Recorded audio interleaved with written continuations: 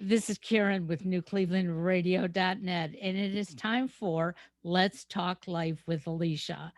And Alicia, the last couple times we had guests planned, and that just was you and me.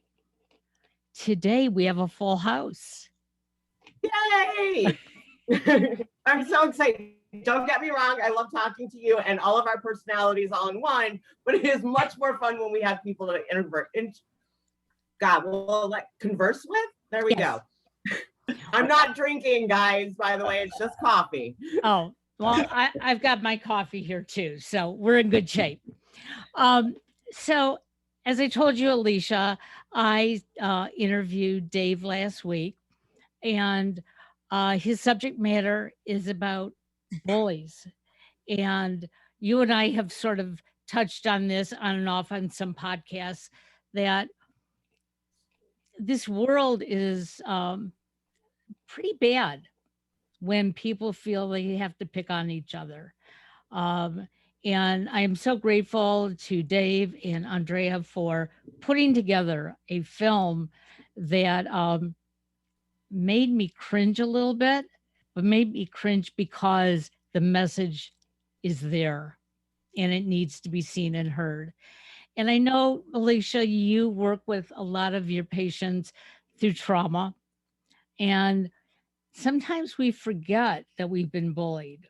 We remembered it when we were young, we sort of put it to bed, and then something comes up one day and it comes out. So, Dave, I'm going to start with you because I know when we talked, a lot of this came about when you actually saw your bully as an adult. So, do you want to give Alicia a little bit of background? Sure. So I had these friends when I was growing up in Long Island, and they were, my best friends, and I love these guys. And between 6th and 7th grade, I came back from sleepaway camp, and none of them would talk to me. And that year of 7th grade was just sort of a nightmare for me. And the person that I thought was sort of the ringleader of that became like my nemesis. He was just the person that I was most terrified of. And as the years went on, the bullying sort of went down, and it started to normalize in high school. But I would have nightmares, and I felt sort of thwarted in my life because of the events of middle school. And then when I was about 25, I was on this spiritual journey in Union Square, meditating, experiencing all these different coincidences, reading books by Deepak Chopra and Eckhart Tolle and those types of books. And I ran into this guy, this ringleader in Union Square, and it just freaked me out. My body went into shock.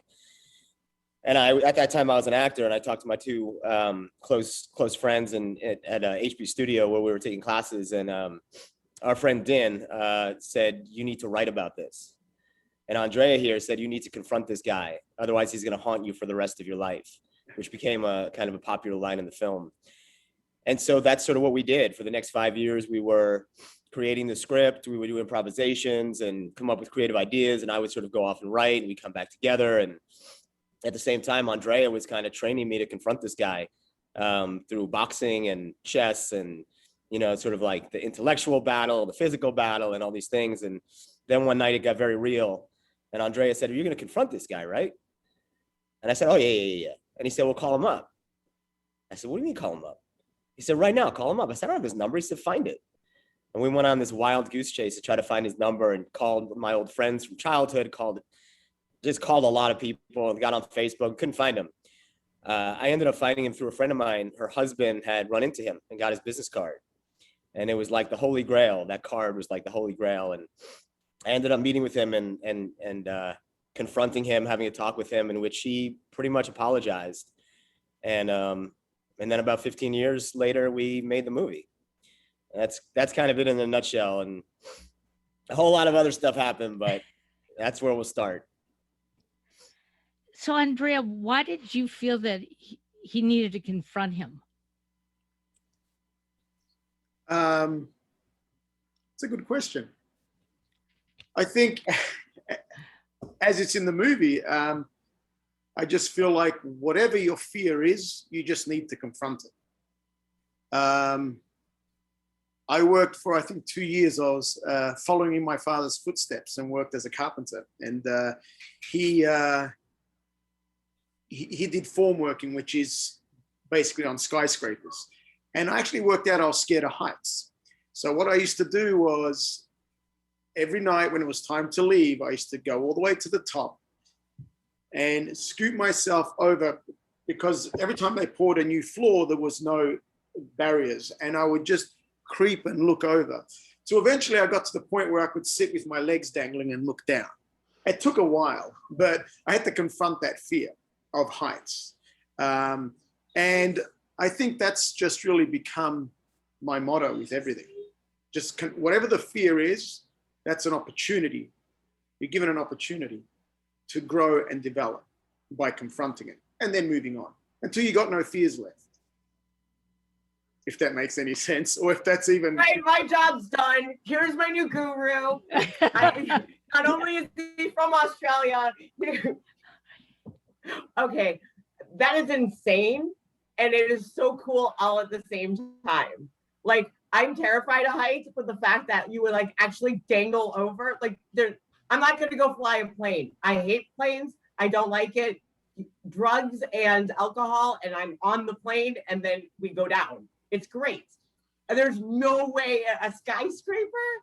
That's awesome.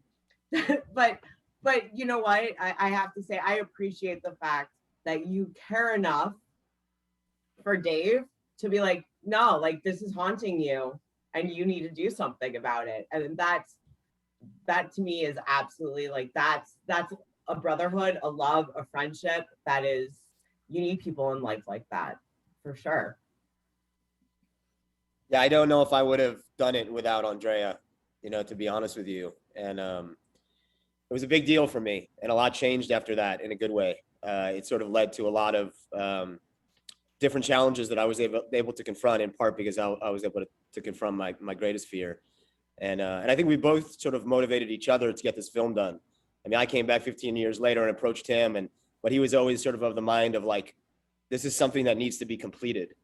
We don't just want to leave it and look back, years later when we're 75 or 80 and say, oh man, we could have done it, but we didn't, And then on the flip side of that, with Dave, I think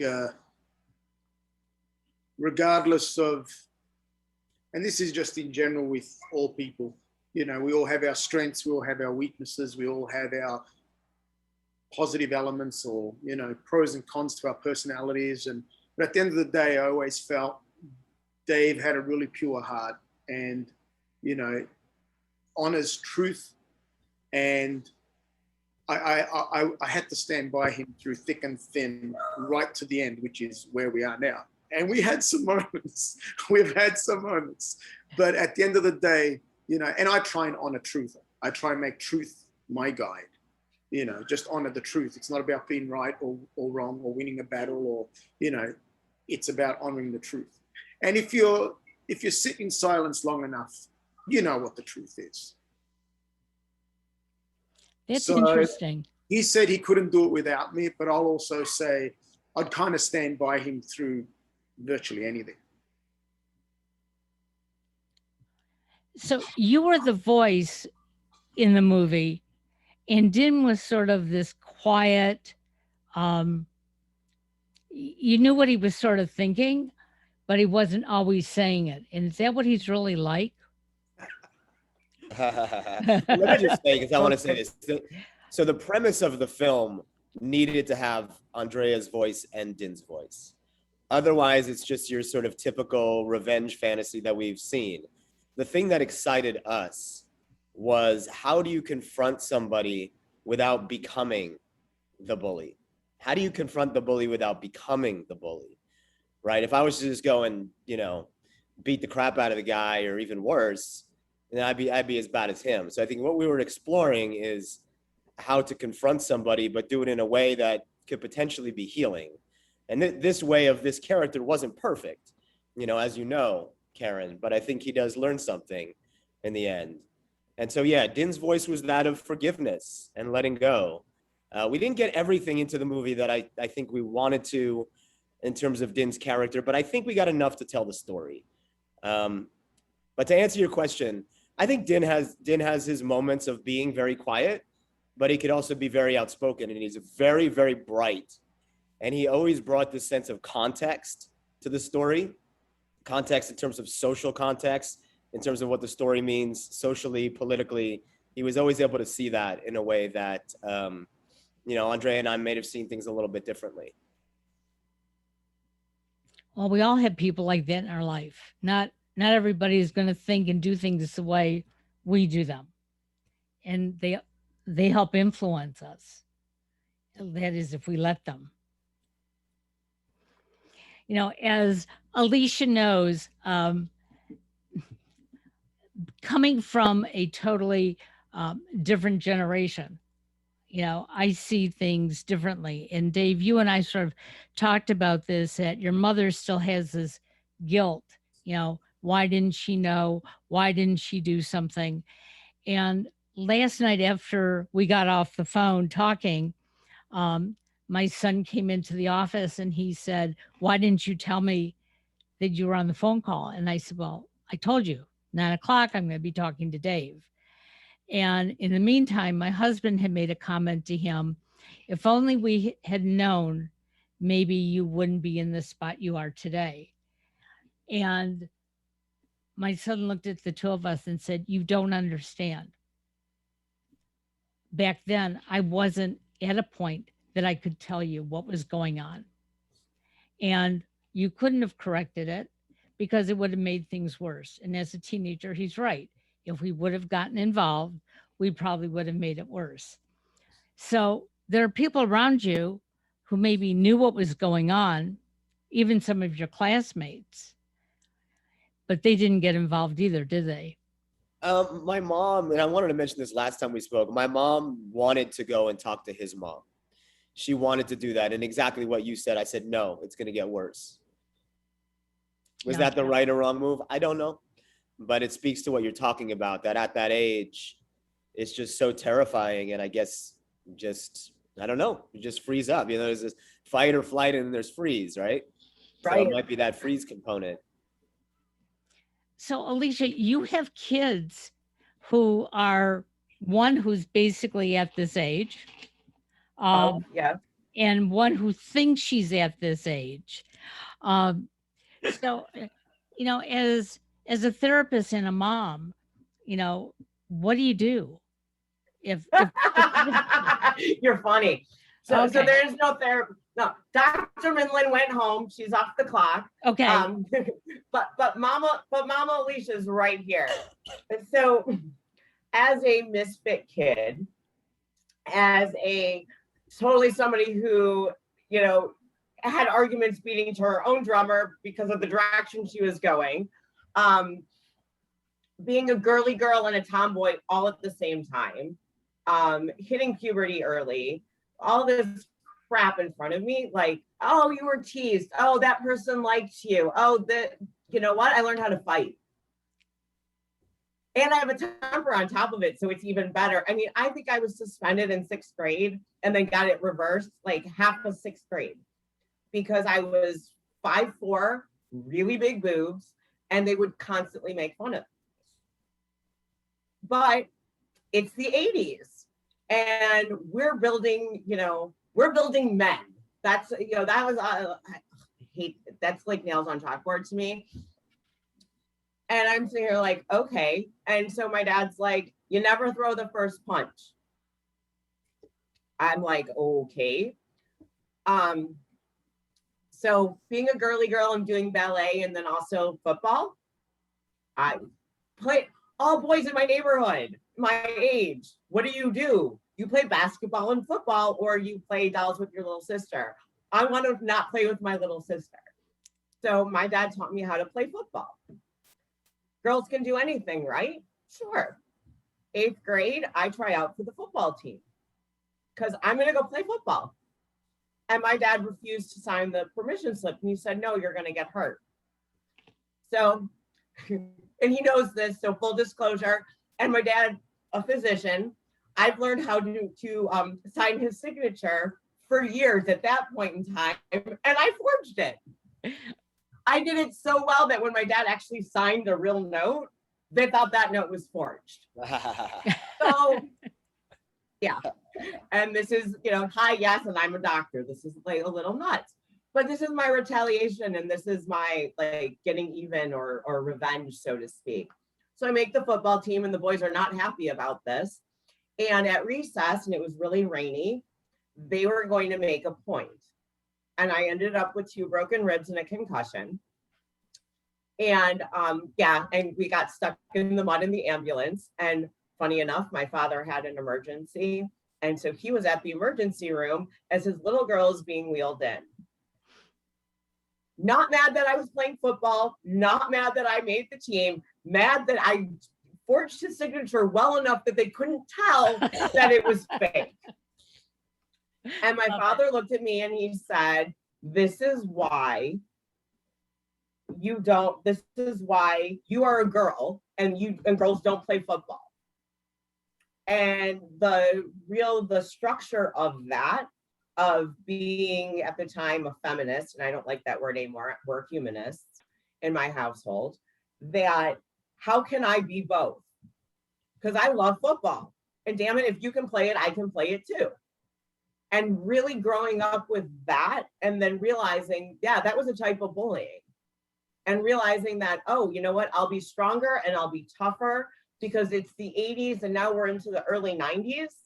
And that's life. It's going to it builds character. Well, guys, let me tell you something. I've had this personality since birth. I don't need any more character. But I didn't want my parents fighting my own battles. And matter of fact, my parents didn't fight my battles. They taught me how to fight it. So now, right, we're decades later. Yeah, I'm like, wait a minute, how old was I when I had these children? I'm 44 now, so I'm starting to get middle-age confusion. So I am.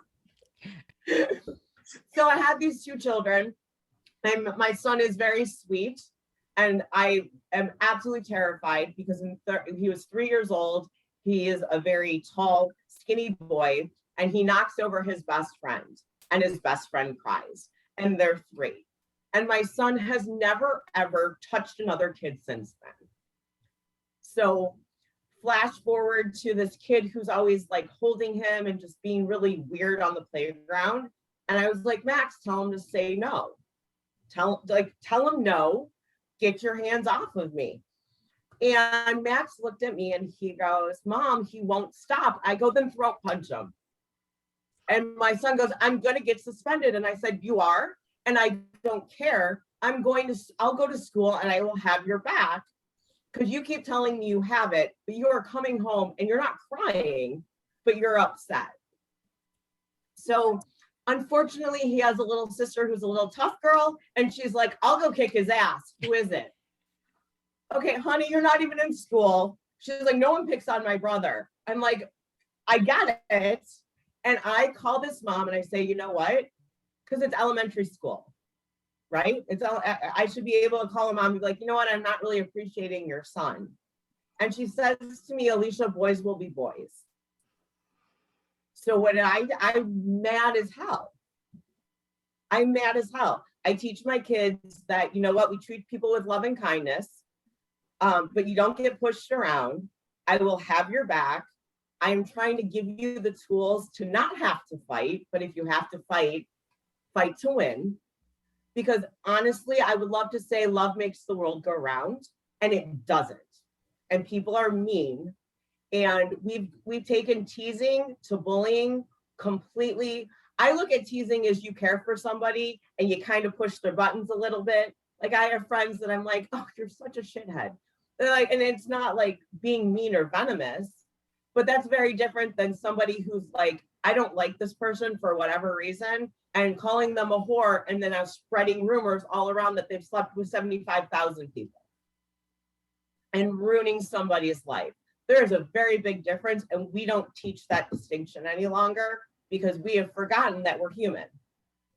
We have forgotten the fact that people have differences and they are entitled to those differences. Hell, we're entitled to opinions. Karen, you and I say this all the time. We are entitled to our opinions. It doesn't make it fact. And not everyone has to agree with us. Hell, people don't agree with me half the time. And you know what? I don't care because it's my opinion. Unless it's fact. It is humid outside and someone can argue with me till it comes home. It's not. It's a fact. It's humid outside right now. But other than that, but we don't teach that it's okay. We need to assimilate and we will do whatever we need to do. Go ahead. I'm done on my rant. So Frozen? yeah, you froze. Yeah. Here you go. Okay, sorry. That's okay. So Dave and Andrea, we know Dave got bullied in school. What was it like for you, Andrea, when you were young? I mean, Well, I just want to go back to something Alicia said. It's very interesting because you're a psychologist. Is that correct?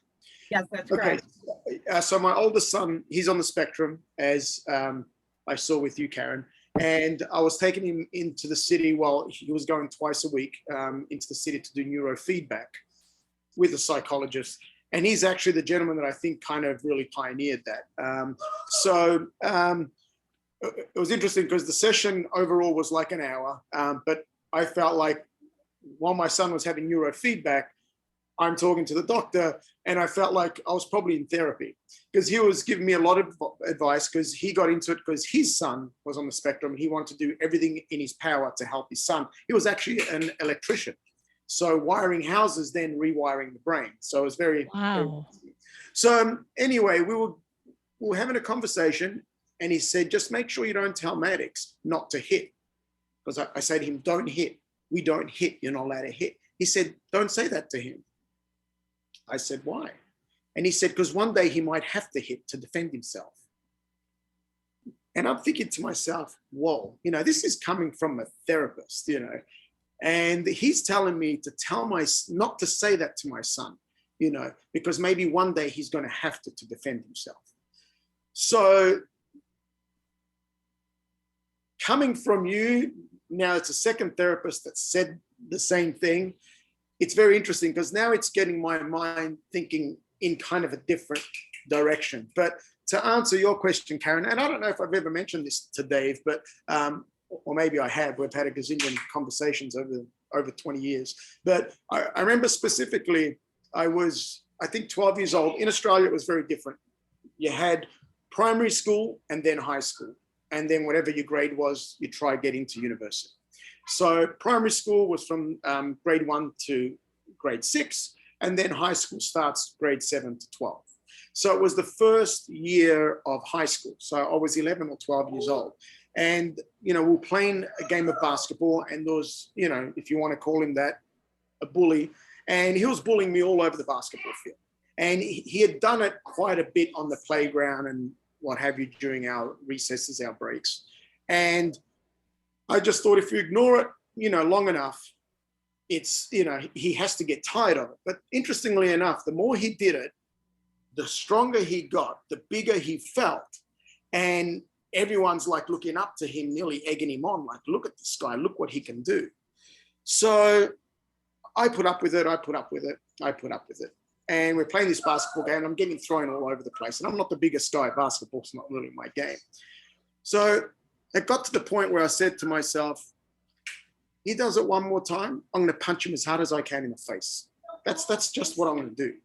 He did it one more time. I cocked it back. I punched him as hard as I could. I dislocated my little finger because I didn't clip him right. But I got him good enough. He went flying on the ground and I looked at him. Said, you do that again and I won't stop. And from that day on, never happened again. And everyone would think twice before, picking on me, And I had my father, who was a little, unfortunately, he was a crazy Sicilian and he would have a temper and he'd get a little violent. And it wasn't a lot of fun growing up when he lost his temper. I got beaten a good amount of times. But then I got to an age and then, he tried to do it. And I was already, doing some martial arts and what have you. But I got to the age where now I could feel I was bigger than him and stronger than him. And he went to do it and I looked at him, I said, not today. Today it stops. put one hand on me, I'm going to take you out, and it's going to be a bad day for you. Today, it stops. Look at me. Today, it stops. And he never put a hand on me again. You know, so I was shooting a short movie not long ago, and we're shooting night shoots. So it was from 8:30 at night to 8:30 in the morning. And it was the hip, cool place was, you know, this place was just the place. And I'm like, wow, I never knew this area was like this. But come 3 o'clock in the morning, it came the witching hour. And all the crazies are on the street right now. All the homeless people, you know, people with psychological problems. And I'm walking around, and half the time I'm thinking, I'm probably going to get into it with somebody. And it was funny. Today, I was talking to I went to the chiropractor, and the lady there, her parents for 45 years, or it's been in the family, have a restaurant there. And she said, my father said the exact same thing. It's on the exact same street of where their parents have a restaurant. She said, for the first time ever, he said he doesn't feel safe. And he's bought some mace spray because, you know, he doesn't want to open the restaurant late. He wants to get out of there and go home because come late, it's the witching hour. So now you just have to find the time, the place, everything's situational, but be able to handle yourself. To tell my son, don't hit me, don't hit, I'm not going to say that to him. It's just the reality. And I'm sure Dave's going to have a different opinion because he's a teacher and he's at school. But, you know, this is, I suppose, what this is all about. I wish I would have fought back when I was younger, in retrospect. Even if I would have got my ass kicked, I wish I would have fought back, which is probably why I went on this whole journey and made the movie, because it just never sat well with me. There were reasons that I didn't want it to get worse. And I was very small, you know what I mean? Just practically, I was very small. I was the smallest kid in the grade. Yeah, and then I always felt like I needed to prove myself. So I got in a bunch of fights and stuff just to, you know, try to prove myself. But yeah, it did always haunt me what had happened. So I'm glad that I was able to look him in the eye, and basically what Andrea said, like, but that's never going to happen again, you know. And he apologized, and then I was able to let it go, you know. You know, it's interesting, and I've shared this before with Alicia and on a few other programs, and I shared with you the other day, Dave, that growing up, I perceived myself being bullied because there were groups of people that I wanted to be part of, and I just didn't fit in. Either they chose I didn't fit in, or I really didn't fit in.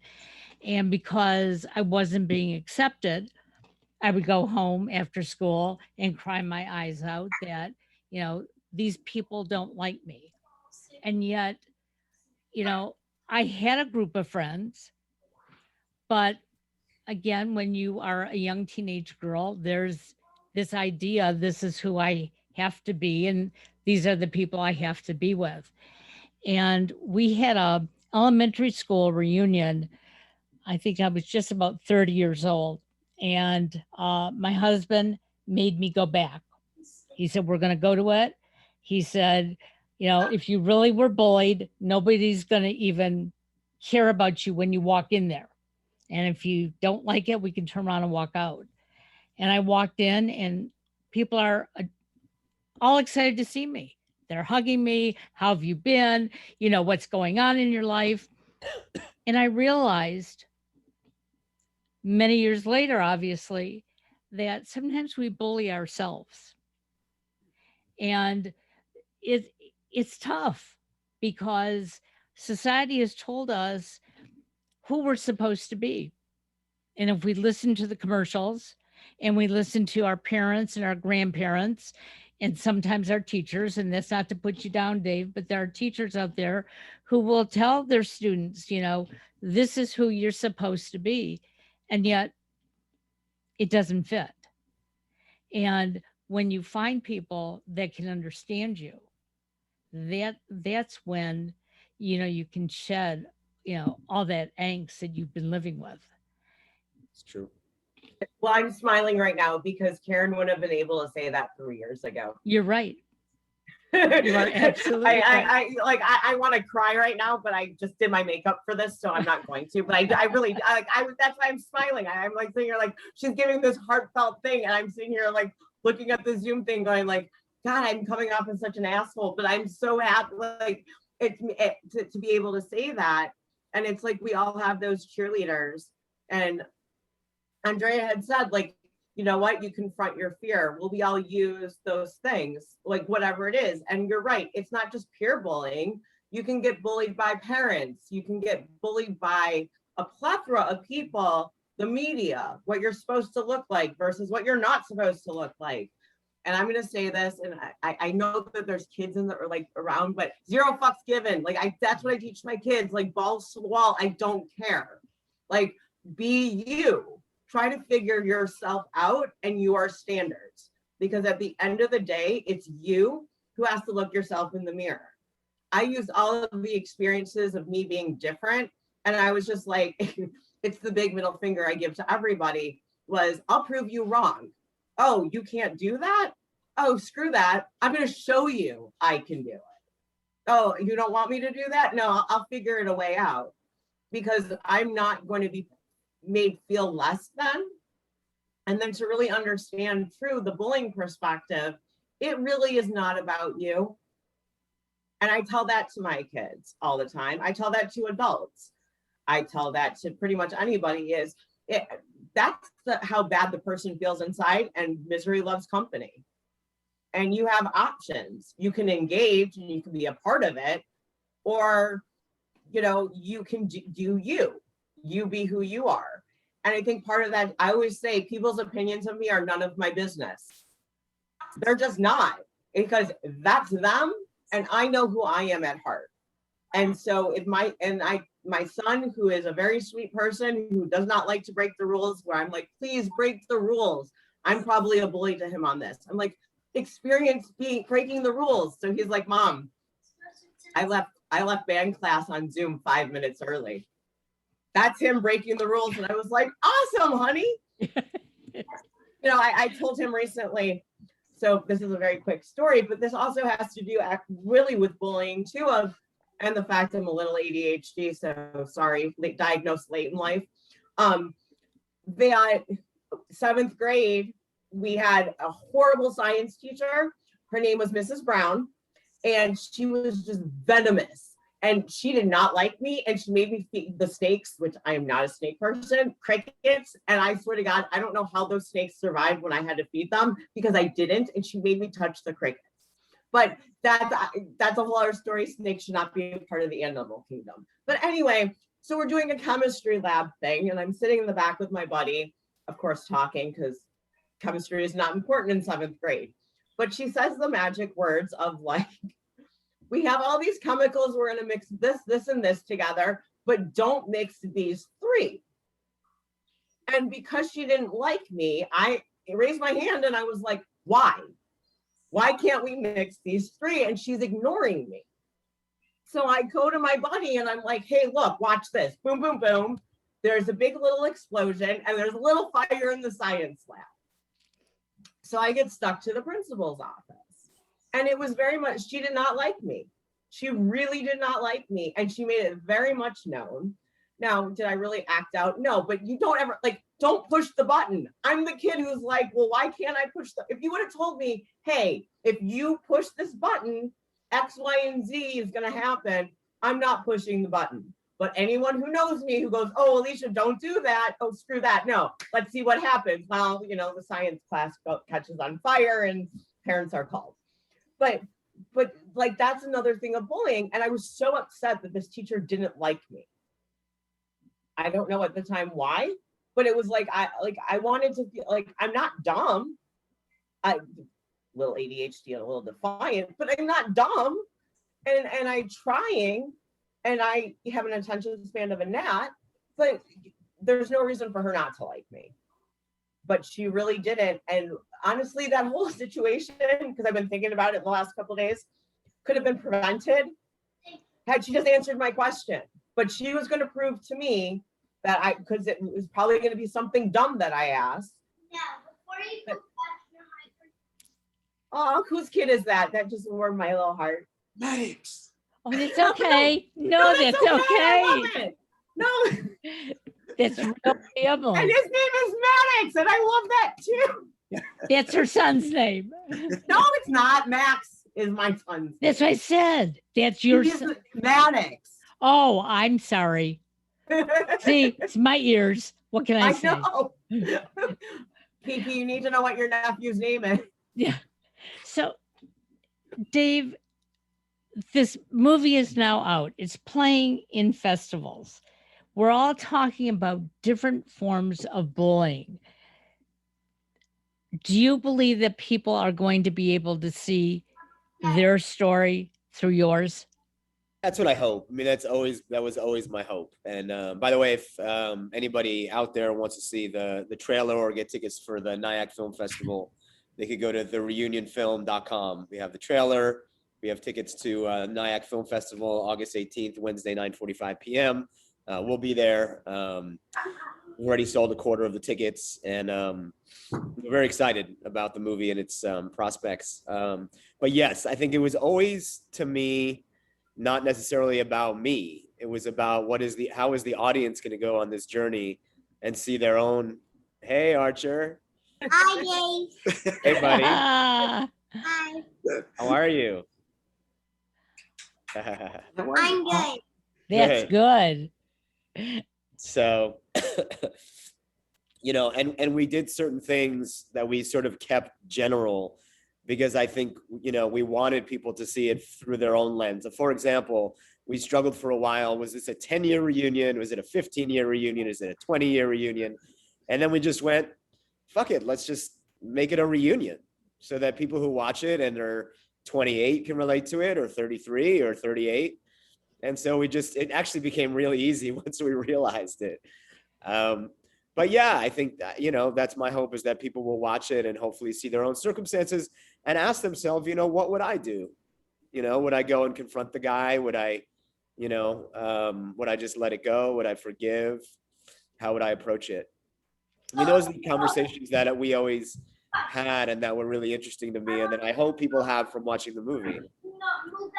Well, I've been to a number of high school reunions between my husband and myself, and I will tell you, the characters were very true to life. My husband, felt that he didn't have a lot of friends in high school, and I remember going to his reunion 10 years ago, and people coming up to him, remembering him. He had no idea who they were. And the two of us just played along with it. And it was fine. And then we came home, we opened up the yearbook, and we figured out who everybody really was. But that was something that I think we all can relate to. And I'm glad you didn't put a year on it, saying this is a 10-year or a 20-year, because it wouldn't have had the same outcome as you were watching it. What I failed to bring up was the reason that we did that is because I wanted to make this when I was 27. I started writing when I was like 25, and we made it when I was like 42. So we were like, yeah, nobody's going to believe that this is a 10-year reunion and that you're 27. So we were like, 33, 37, let's just leave it out. Well, I really thought you looked a lot younger than 42. So, hey, I was not going to guess that one at all. Yeah. Well, So I have to ask you, did you grow your hair out for the movie? I did. I took a year. Once I decided, my third year of teaching, the movie kind of came back. And once I decided we were going to do it, I started growing my hair and my beard for about a year. And they actually had to cut some of it because I looked like a lumberjack rather than like a Jesus figure. I Like, love he looks that. butch. I was like, hey, cut me, Mick. Well, you all did a phenomenal job with the movie. And I can't wait till you can see it, Alicia, because I think that, what it did for me, right now, for what we're going through in our household, it was difficult to watch. But at the same time, it gives me hope that, there can be a resolution, that no, you're never going to forget it, but you're going to be able to find a different way to move on and get through it. And for that, I totally appreciate it.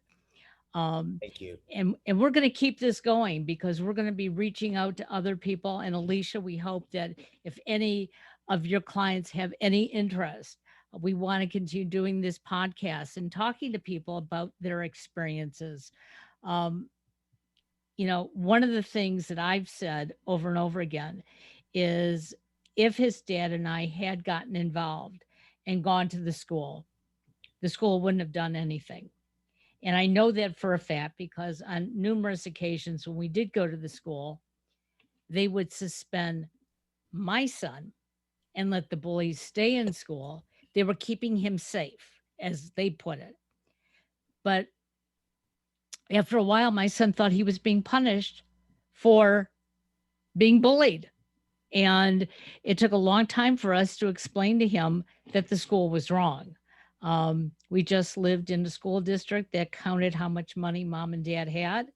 And if the bullies came from a wealthier family, that's how it was treated. So can we touch on that point though for a second sure, too? Sure. Because there's a couple of things here. I think, and this is where it comes to the political side and the sociological side of things, and also societal. We have come such far away from being in a community or having a sense of community, and everyone is outright for themselves, and that the like I said, like treating people with loving kindness. And I know I've sounded very violent, but I really truly I love humanity and I celebrate things all the time. People picking on other people for their differences, I have no tolerance for it. But society kind of makes it okay. But then who's responsible? The school is not responsible, in my opinion, for raising my children. Because honestly, I think I would have little assholes running around if I let it up to the school. My conflict comes from I'm trying to teach my children the principles that I believe in, and how they should treat people and how they want to be treated. That's the big golden rule in everything, but in our family. And to stick up for stick up for people who don't stick up for themselves, which can also create a whole bunch of other problems. But I don't believe he's so cute. No, you can stay in the frame, honey. It's okay. I am a mom and you are just adorable. He is adorable. He's in the movie, by the way, in like the first 10 seconds of the movie. Oh, cool. See, you guys I'm gonna have to see this movie. Like I want to see it anyway. Hi. We have the whole family. I love this. Maddox. Can you say hello for me, Maddox? Can you just say hello to me? No, you can laugh. I love this. I want to fight. You want to fight? What do you want to fight about? Because I tell him not to. Can you just say hello for me? Hello. Hello. Good. Hi, Maddox. Hello. You want to say hi to Dave? You haven't seen Dave for a while. Hello, Dave. Hey, buddy. I'm going to see you next month, hopefully. Yeah. Wow. So that's what this is about.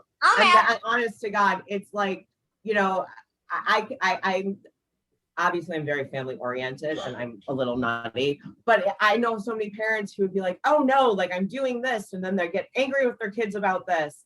And then there's this whole thing. And then where does that get translated? Oh, I'm a bad kid. I do this, I do that.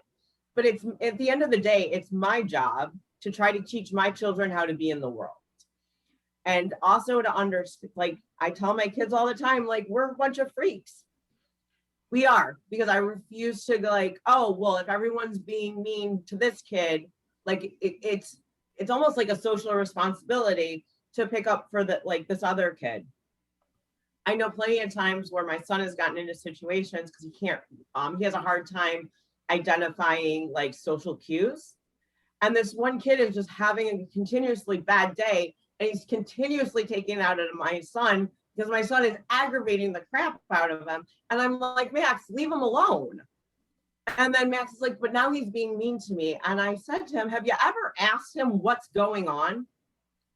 Have you ever asked him, why are you being so mean to me? And he was like, why would I do that? And I'm like, I don't know. Why is he picking on you? And a lot of times I think just with conversation, some of these things can be avoided, like what happened. But I think that's easier for girls than it is for boys, because we're still society-wise teach boys it is not okay to talk your things out or have emotions, because I know I grew up watching, like, which amazed me. Y'all boys could fight, beat the hell out of each other. Then 2 seconds later, you're like hugging. You're like, okay, let's go get a Coke. Like, and everything was resolved, but really nothing was resolved. And that is, I understand that. Well, like, now. and I just to jump in real quick, and I think that's part of what this movie is exploring sort of a new manhood, not to get all, important, and it's not that important in this grand scheme. Don't say that. No, Dave, this is very important. So I will not let you. It is what we were exploring, right? Because I think there is that traditional view of a man, being a tough guy, and instead of expressing emotions, drinking or gambling or grabbing a gun or drugs or what have you. And I think, this film is part of hopefully, exploring a different way, because we've got to a point in society where, there's a lot of addiction, there's a lot of abuse.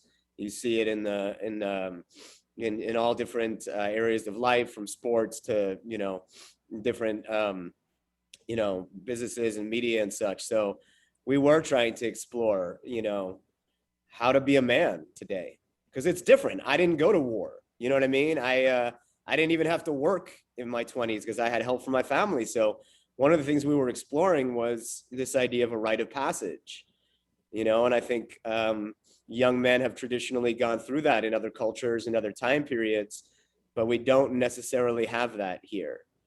And that could be a little bit of a messy process. Oh, I think we're in an identity crisis, to be honest. What is the definition of an alpha female versus an alpha male? And we've become very extreme. We don't have a bell curve anymore, by the way. Everyone is a bunch of fascists running around in a lot of ways, because what seemed to be very liberal is now not tolerated, which also comes into this whole identity. An alpha female and an alpha male, which also two characteristics are one and the same, but they are viewed completely different and portrayed completely different. And then also the fact of not everyone can be the lead dog. And it's okay that a woman lead versus a male lead versus anything. And all of a sudden then, and I'm going to offend everybody right now, because now you've got, these very religious people going, but the Bible says, and then I'm going to really offend people. And I'm like, yeah, there's stories. You're supposed to learn something from them. And how do we not know that, like, behind every leader, there's another person supporting that leader, and it's a partnership. And so I like to take the gender neutral term on that one, because there's a lot of literature out there there are very strong female presence, and it's never engaged. But you know what? The beta male's never engaged either. It's like hunting and gathering. There were men that weren't hunters. They hung out, and we have to look at other societies and seeing how they have done these rites of passage. But like we're in an identity funk, because we all think we're all right. And our boys are suffering. I would say our boys are suffering, but also from that, we also have a mean girls out there. And social media comes into play. And I got to tell you, I was an angry teenager. I would be considered a bully if I had access to this stuff, because I'm a fighter. I don't fight real well, and I really don't freeze. But, you're going to screw with me online? Here, I'm going to do this to you. And it's so easy because there's no edit button. I think at the end of the day, in my opinion, and what I hope this movie can help do, is we need a healing. Absolutely. We need a healing, because what we're doing is not working. And you're right. Who's right and who's better and whose team wins politically, it's a disaster. I think we're all sitting on a lot of toxicity because we have a very toxic society. And we don't need to get into all the reasons, from food to social media, et cetera. What we need is some healing. And I think until we all heal individually, it's hard to have a conversation about, it's near impossible to have a conversation about politics or society where people can actually agree, because everybody is coming from their mind and not coming from their heart, which is why social media is a disaster. So the more we talk to each other and hear each other's stories, as we've all heard each other's stories today, we create a safe environment where we can all be vulnerable and see that we have more in common than we do differences. So Well, I'm not good at talking about politics. In fact, I try to stay away from it. I do stay away from it. I used to be very involved, and I'm a fiery character. Andrea will tell you, but there's no victory. I don't win when I get into that. You know what I mean? I lose. I end up feeling bad at the end of those type of conversations. I'm not good at conversations about being right. I'm not good at drama and chaos in my life. I can do it on the screen and on the stage, but I'm really trying to live my life in a different way. I like it better. well, I have to say that since I met Dave, I have found so many crossroads in our lives. And I think the more we talk about these things, we will be able to see how we are more alike than different, how we can live our lives and learn how to be happy. I mean, just a few things that Dave and I talked about, and some of the things I saw going back and forth online today. That you have, family near where Alicia lives and where I'm from, and there's just so many crossovers. So I'm hoping that the people who are listening to the show are saying, you know what, I'm going to listen. I'm going to listen. I'm going to participate. I don't have to be right. And I'm not going to let anybody make me feel wrong. And one thing I want to tell Andrea is the spectrum is so large, and yet it's a wonderful place for our boys. So I'm here for you and your boys. We were once told that my son would end up in a halfway house sweeping floors, and he's now working for the Cleveland Indians. So, hey, we proved the system wrong. All it takes is understanding and love. So, thank you all for being here today. And we're going to keep this discussion going. And I will be in touch with Dave and Andrea to schedule another conversation on bullies. And maybe we can take that word and get rid of it out of the dictionary. No. I don't ever want that word to get out of the dictionary, because that then creates ignorance. The word needs to be, sorry, Karen, we're going to do this again.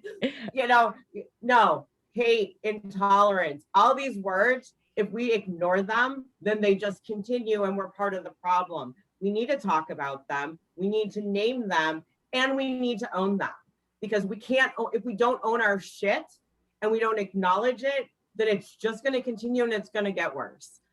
So I hope that people don't do it as often, and that they take this as a learning experience. But you can't undo history. You can only go forward and learn from our mistakes. So we got to keep the word there. I'll keep the word there.